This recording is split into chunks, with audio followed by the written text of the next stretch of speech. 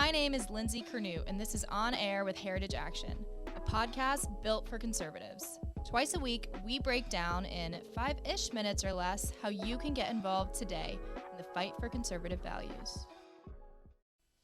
Were you frustrated last year with how your state handled Election Day enforcement?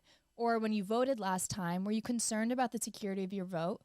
Do you also wish you were able to really get a firsthand look at how votes are being counted and verified?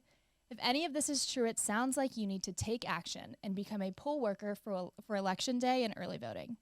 Election poll workers are a very important role who really help ensure a smooth election process and ensure the security of our vote. And it just so happens that today, Tuesday, January 25th, is National Poll Worker Recruitment Day. This year's extra important because there have been a lot of states that have put really great common sense election integrity laws on the book. So voter ID or ballot harvesting bans, but good legislation is only the first step. We also need enforcement. We need to make sure these laws are being followed at the polling locations, and that's where you can come in. One way that you can do that is to volunteer your time to become an Election Day poll worker. So basically, if you were frustrated with how your state handled the election law enforcement last time you voted, you're going to take action and get involved today. As an Election Day poll worker, you are in the room with the authority to make sure state election laws are being followed. So what do Election Day poll workers do?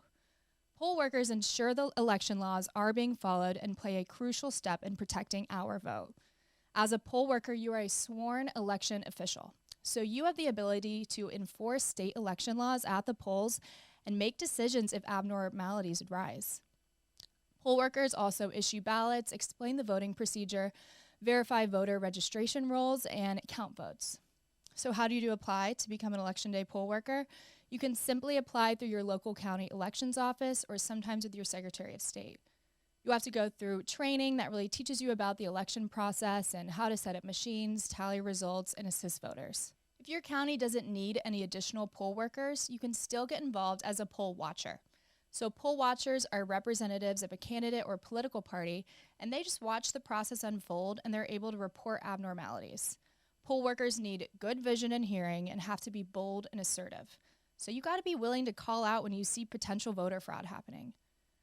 But one big thing is you can't communicate with voters or attempt to sway their vote, of course. And to become a poll watcher, you will go through your county's political party, so your state GOP or county GOP, or a candidate's campaign to become credentialed. So Heritage Action also has a team of regional coordinators who host Election Day poll worker and poll watcher trainings across the country. And if you're a part of our Sentinel program, you can reach out to your RC and find when the next training is on the calendar.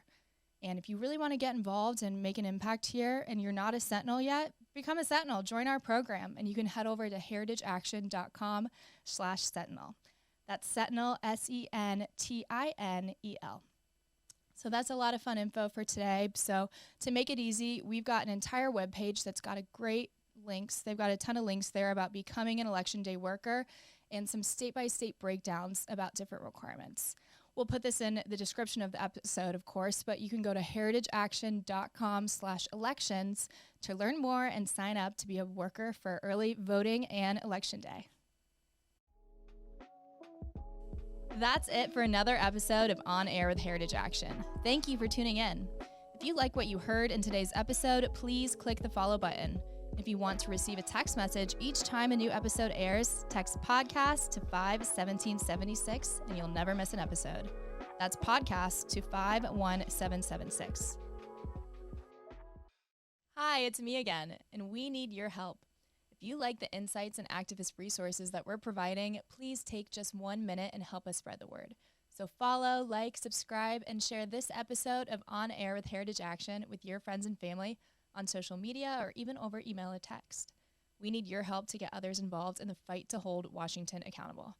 And don't forget, you are also able to subscribe to the show on your favorite podcasting app on your smartphone. So in-app, you're going to search for On Air with Heritage Action and subscribe so you can download episodes and listen on the go. It's the best way to make sure you never miss a thing. Thanks.